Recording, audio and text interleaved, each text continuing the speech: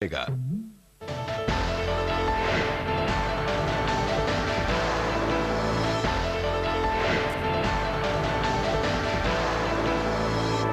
Gate से आपके शिष्टकार का में आपका एक बार फिर स्वागत है। हमारा खास क्रम आ गले लग जा में आपका एक बार फिर स्वागत मैं कर रहा हूं। इस वक्त हमारे साथ सतीश चंद्रा साहब हैं जो पूर्व डिप्टी नेशनल सिक्योरिटी एडवाइजर रह चुके हैं। आपका स्वागत हमारे साथ। अभिषेक मनु सिंह भी जी हमारे साथ हैं और दिग्विजय सिंह जी हमारे साथ। तो सीधे निहारिका आचार्य अपने तमाम मेहमानों के साथ इस वक्त वाशिंगटन में और हामिद मीर साहब इस्लामाबाद में हैं। एक बात जो उठी थी ब्रेक के पहले जो हामिद मीर साहब ने कही थी और वो जो वहाँ का इकोनॉमिस्ट है लंदन का, उस अखबार ने भी कहा है कि मणिशंकर अय्यर साहब को इसलिए हटाया गया क्योंकि अमेरिका का दबाव था, वो ईरान से हिंदुस्तान के रिश्ते में। क्या आप इस पर विश्वास करते हैं? ये तो सिंघवी साहब आपको बताएंगे। आपको लगता है ये पॉसिबल है डिप्लोमेसी में? I am a little doubtful. I don't think this happened. Yes, there are differences within the system, but there must have been many other factors. I can't say he was removed for that. I think Mr. Singh career diplomat है, इस तरीके की बहुत सारी बातें track 2 track 3 में होती रहती, ऐसा होता है? नहीं, देखिए इस मामले पे there are differences within the system, but the point is that to say that he was removed because of this, that or the other, I am not at all sure. I cannot put my ये आरोप कि भारत के केंद्रीय मंत्रिमंडल का कोई minister US दबाव या यूएस के कहने पे हटाया गया है, ये आरोप बेहुदा मानता हूं मैं इसको। जो भी भारत की विदेश नीति को थोड़ा बहुत भी जानता है वो जानता है कि हम स्वतंत्र नीति करते हैं। हम जरूर सहमत हो सकते हैं किसी से, लेकिन वो सहमति हमारी होती है, वो सहमति इसलिए कि दबाव है। मतलब और आपको ये पता है कि उनके हटाने के पहले और उनके हटाने के बाद भारत की नीति ईरान पाइपलाइन के बारे में प्रधानमंत्री ने घोषित की है औपचारिक रूप से। मतलब मणिशंकर अय्यर को नहीं हटाया जिसका निहारिका जी बताया। मानता हूँ आरोप को मैं। जी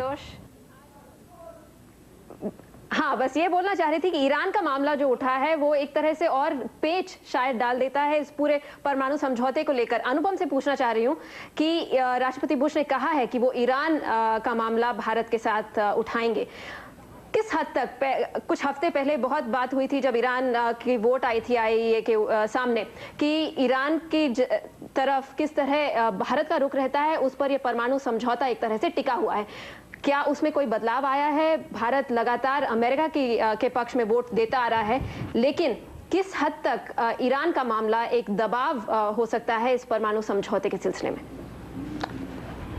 देखिए, जैसी बात अभी चल रही थी दिल्ली में, मैं उससे सहमत हूं कि भारत किसी से अग्री कर सकता है, लेकिन इसका मतलब नहीं है कि वो दबाव के चलते कर रहा है। ईरान पे जो भारत का वोट है IAEA में, वो भारत के नेशनल इंटरेस्ट में है। भारत का वोट अमेरिका के साथ कोइंसाइड करता है, इसका मतलब ये नहीं कि भारत ने अमेरिका के दबाव में आकर किया है। लेकिन ये ज़रूर है कि जैसे अभी संजय कह रहे थे कि कांग्रेस में जो रोष है, या ये कहते हैं कि भाई ईरान, यदि आप ईरान के साथ संधि करना चाहते हैं तो आप अमेरिका के साथ नहीं कर सकते हैं। इस तरीके के परोक्ष रूप से कुछ प्रेशर्स ज़रूर रहते हैं।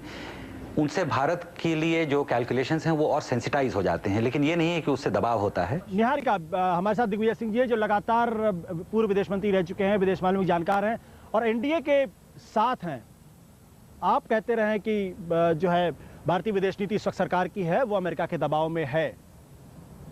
देखिए, दबाव से हमारा इतना ही मतलब है कि जिस तरह के काम हो रहे हैं उन कामों से हमारी असहमति है, और वो असहमति में ये ताकत ज़्यादा बढ़ जाती है कि दबाव है। जिस तरह से उनके लोग बोल रहे हैं, जिस तरह से वहाँ पर उनकी सीनेट सब कमेटी के चेयरमैन साहब ने बात की, जिस तरह से यहाँ पर उनके एम्बेसडर साहब ने बात की, इन बातों से एक ऐसा माहौल बनाया गया कि सब कुछ जो हमारे साथ है वो हमारे साथ है, नहीं तो ईरान के साथ जो है वो हमारा दुश्मन है। इससे ये शक हमारा मजबूत हुआ है। और जहाँ तक परमाणु समझौते की बात है, हमारा यह मानना है कि जब हम गरीब थे, जब 82% लोग इस देश में गरीबी रेखा के नीचे थे 1947 में, तब हमने इन नीतियों को बनाया था। आज अगर हमको कोई झुकाने की कोशिश कर रहा है तो उससे भारत सरकार कुछ समय लगता है कोई झुकाने को, अमेरिका झुकाने की कोशिश कर रहा है। दबाव तो यही है। निहारिका, क्या वाशिंगटन में भी इस बात का ये जो बात दिग्विजय सिंह साहब कह रहे हैं, क्या वाशिंगटन में भी ये? जी बिल्कुल नहीं, यही मैं देख रही थी दिग्विजय सिंह की बातों को सुनकर। यहाँ पर स्वदेश राणा बार बार अपना सर हिला रही है, मैं शायद अग्री नहीं कर। निहारिका, मैं ये कहने की कोशिश कर रही थी कि हम किस नतीजे पे पहुँचते हैं ये इस बात पे मुतासिर है कि हमारा सोचने का फ्रेमवर्क क्या है। और इस वक्त अगर सोचने का फ्रेमवर्क ये है कि बुश भारत जा रहे हैं और हिंदुस्तान को दबाव में ला के उनसे कोई बात वो मनवा लेंगे, मैं नहीं मानती।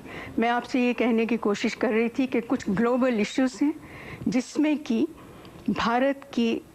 भारत का तजर्बा, उसका सहयोग अमेरिका के लिए ज़रूरी है। हिंदुस्तान का तजर्बा जो है आतंकवाद के साथ जूझने का, उसमें हमने सैनिक कार्रवाई नहीं की है, हमने पुलिस एक्शन, इंटेलिजेंस और बॉर्डर सिक्योरिटी के थ्रू जो किया है वो अमेरिका ने नहीं किया है। निहारिका, इस वक्त हमारे साथ, जब इस मुद्दे पर हम बातचीत कर रहे हैं, इस वक्त हमारे साथ हमारे तमाम दर्शक हैं जो कुछ सवाल इस मुद्दे पूछना चाहते हैं। खासकर सिविका हमारे साथ हैं। सिविका, आपका क्या सवाल है?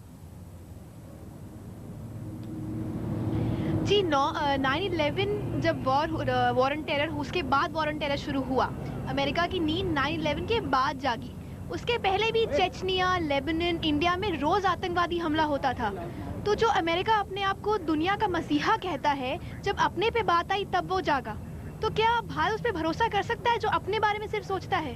बिल्कुल, सेविका की बात यह है कि क्या भारत अमेरिका पर भरोसा कर सकता है? जब अमेरिका पर हमला हुआ तब वो जागा और हिंदुस्तान न जाने कितने सालों से उसको झेल रहा है। इस मुद्दे पर चर्चा करेंगे लेकिन छोटे से ब्रेक के बाद, और सेविका ने जो सवाल किया उसके जवाब भी हमारे पैनलिस्ट देंगे, लेकिन छोटे से ब्रेक के बाद।